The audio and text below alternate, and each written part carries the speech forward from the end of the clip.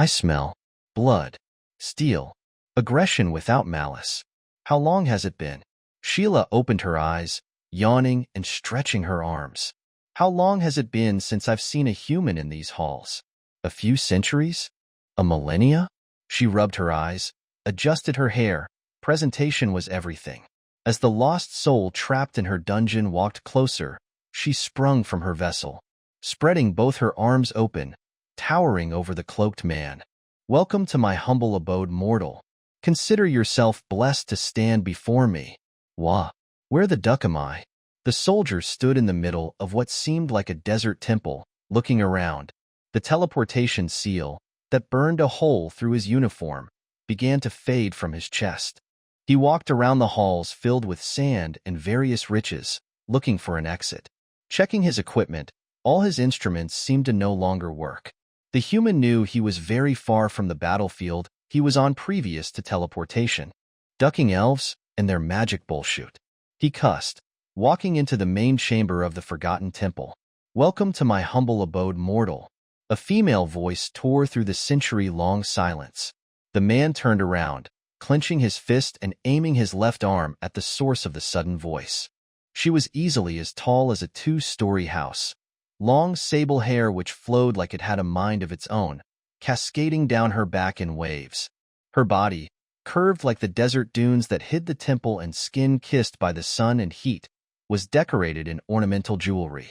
Eyes the color of gold that filled the chamber, shined as they looked down at the man. The human did not seem impressed. His initial shock had worked off pretty quick, as he looked the massive woman up and down. You don't have a shadow, he said matter-of-factly, before picking a small stone from the dusty floor and throwing it at her. The rock went right through her. Just as I thought. More magic or illusions or whatever. Props for the entrance, though. Real showstopper. You dare? Sheila roared, raising her fist threateningly. But the deadpan stare of the mortal made her realize intimidation wouldn't work. Human, you fail to realize how fortunate you are. You stand before the great Sheila, immortal queen of the dunes. I have made cowards into warriors, beggars into kings, mended broken hearts with harems of women. All you need to do say what you wish for and I shall make it true. Her size changed as she moved closer to the man, now only slightly taller than him, floating around the room like a cloud of sand. How long was it since you've had a woman melt in your arms?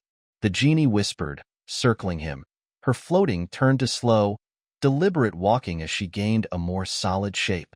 Like a trained seductress, Sheila rubbed against his left arm, feeling the warm metal under her fingers. Or perhaps you would like your arm and eye back, or more pieces of gold than there are grains of sand in the desert. Just say what's in your heart. Wish, huh? The man ignored the floating apparition, instead looking around the chamber, looking for where she had come from. Why are you even here? He asked. Oh, my tale is a tragic one. The scholar I have helped become a powerful archmage imprisoned me here. Sheila floated over to an old-looking vase, theatrically falling to her knees and wrapping her arms around it. Now I wait here, for centuries, for someone so selfless to grant me my freedom at last. She batted her eyelashes and gave him a sad look. So, you're a genie? Huh, I've always expected you guys to have beards and be blue. The soldier said, chuckling to himself. You grant wishes, but twist them in a way, so someone would learn a lesson or something, right? WH? No, no human. Where'd you get that idea? Sheila was caught off guard by the question, floating back over to the man. Don't tell me you have no desires. I've heard that 1,000 times. I know it's a lie every single time. She hissed. So be a good boy. Save us both time and drop the act. What do you wish for? Riches? Power? Influence? Women? Your limbs back? The genie looked into the man's eyes, frowning at eyes looking back at her. You ducking warhound. She spat on the ground beside him, making a face of disgust and disappointment. First human in several centuries, and it's a homicidal cripple with no will to live. Bark, bark, bark, genie. Mocked the human. You can try any angle you want. I'm not falling for it. I know how y'all work. I will wish for gold or something, and you will turn me into a golden statue. The man pointed to several gold statues of different creatures that decorated the corners of the main chamber. They don't look very happy. I mean, who makes a statue with its arms raised up in horror? Ever heard of artistic expression? The genie hissed back bitterly as she walked back to her vase and sat beside it. The soldier rubbed the back of his sunburnt neck with his mechanical left hand. Man, I wish, he mumbled. Sheila's head snapped back up to look at him, a devious smirk of triumph plastered on her face, only to be met with the human's shoot-eating grin and the index finger of his good hand pointed at her. "I got ya," he laughed. "Ugh. If there is truly nothing you want, get out of here. I want to go back to my slumber. Leave this place, live your whole miserable life knowing you could have become more than you ever imagined." She waved her hand, motioning for him to get out of her sight. "So, which way is the nearest settlement?" asked the soldier. The genie shrugged. "No idea. I've been here for so long. You know, when you're a genie, people sort of come to you. Now if you wish to know, then I might be able to help." What the human didn't know is that the more wishes the genie grants, the closer she is to her freedom. So Sheila's attempts to get him to make a wish weren't only for the sake of malice. However, he was not wrong in his assumption that genies are not benevolent, and they, due to their superiority complex that stems from their almost omnipotent powers, often grant the wishes in a twisted fashion. "We seem to be at an impasse, Genie. I need to get out of here and find my way back to my troops, and you need to fulfill your sick pleasure of screwing over another moron.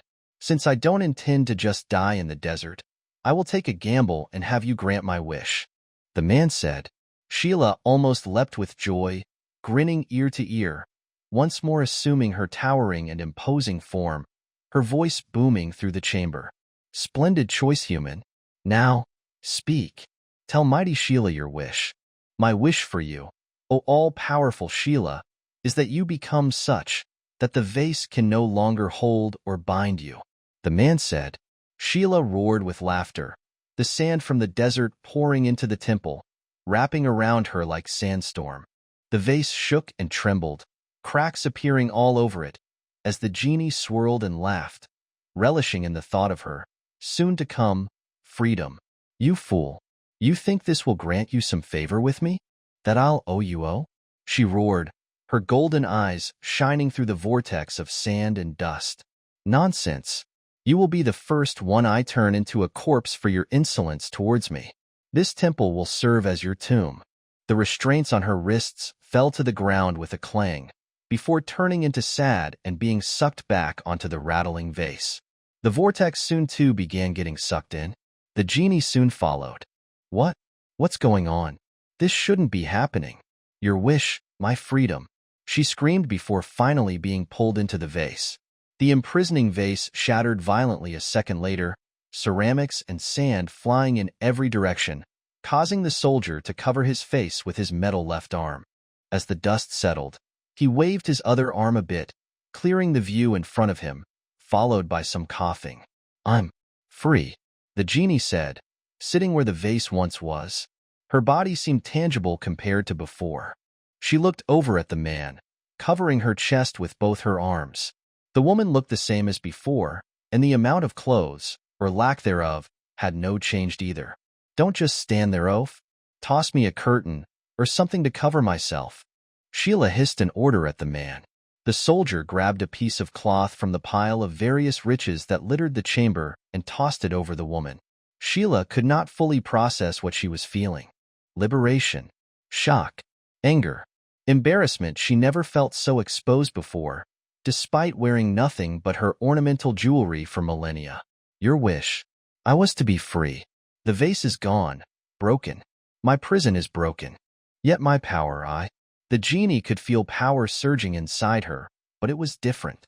There. As the man patted her on the shoulder, she jumped like his touch was acidic. Her body moved, her brain still processing what just happened. He touched me.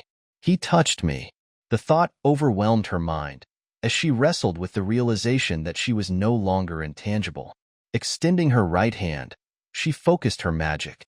The feeling of it coursing through her was so alien, it made her skin shudder. "Wither to dust and be gone from my sight," Sheila shouted, as a torrent of sand hit the man and launched him backward into a pile of sand. "So, have we calmed down?" Solon asked, sitting down next to Sheila, but still keeping some distance. "Don't patronize me, human," she sighed, turning head to look at the man, as he was shaking sand out of his metal arm. "My power is gone so much I could not even end a pitiful human." She frowned. The sun was sending its rays through the holes in the temple ceiling, bathing both of them in light. The former Genie watched, for the first time, as her own shadow stretched across the floor. "How did you trick me?" she whispered. "Pretty simple," answered the soldier, grinning at his own ingenuity and the fact it actually worked. "I wish that you become such, that you get free. The vase imprisons genies, like yourself. So through my wish, you got changed from a genie to human?" He ended his explanation with a question, looking at her long and pointy ears. "Desert folk. They used to be most common in these lands. Heck, they even built this temple," Sheila replied. "As for your magic, don't worry. I'm immune to magic. Almost all of us who came here are." Solon patted her on the back. This time she didn't jump away, accepting the reassuring gesture. "Came here? I agree. You are far different from any human I've met before. You have metal welded to your body and you aren't going insane. And you have no magic either." To keep a long story short, many centuries ago, humans from here found a way to open gates to other places, to expand their civilizations.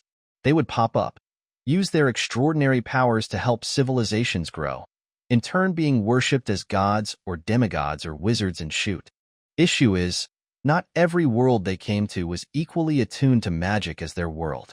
In case of My Earth, the attunement was so bad, it actually drained them of their magic. So they helped what little they could, and decided to leave before they completely lose their powers, leaving the gates they constructed behind them. The soldier explained, "Despite leaving pretty early in our own history, they helped our civilization stand on its own 2 feet. That was enough to have us continue progressing on our own. Eventually, with technology, we reverse-engineered the gates and went to meet our gods and demigods of old folk tales. Coming here, we realized there is a lot more species beyond just humans, like elves and dwarves, who weren't too happy with the reverse gate situation. Humans are actually pretty rare in this world, it seems. The others tried to shoo us away, but once we became aware of how much land this world has and all the resources that create energy without pollution, well, we had to stick around. The natives aren't too quick to embrace democracy, though." Solon knocked on his left shoulder, and it made a clang sound. Sheila listened to the explanation, nodding her head. As insane as it sounded, she felt like the pieces fell in together so well it made sense. Or at least it felt good to believe this crazy story over accepting that a human has screwed her over twice in one day. "So, what do we do now?" she asked. "Well, priority number 1 is getting outside of this desert. Finding a settlement or something," the man replied, getting up and patting the dust off his pants. "I think there used to be a settlement west of here." She got up, putting on a dusty, all-toga-like dress that she took from one of the golden statues. "Should not be too far. Maybe a day or so away." "Oh, you are tagging along, almighty queen of the dunes?" Solon grinned. "Duck off. Thanks to you, my only alternative is starving to death in this temple. So yes, I am coming with. Better take good care of me, Solon." She huffed, walking past him. Even in her normal form, Sheila was still an entire head taller than the human. "Solon?" The soldier followed her as they both stepped into the unforgiving sun, wrapped in cloaks made from dusty old cloth they found in the temple. She pointed to his mechanical left arm. "Yes, that is what I have decided to name you. But I already have a name." The man protested. "Not in this world you don't. Now stop being difficult and walk." Sheila huffed, her superiority complex back in full effect. The soldier sighed, choosing not to argue. The former genie seemed to have gotten over her new change pretty quickly.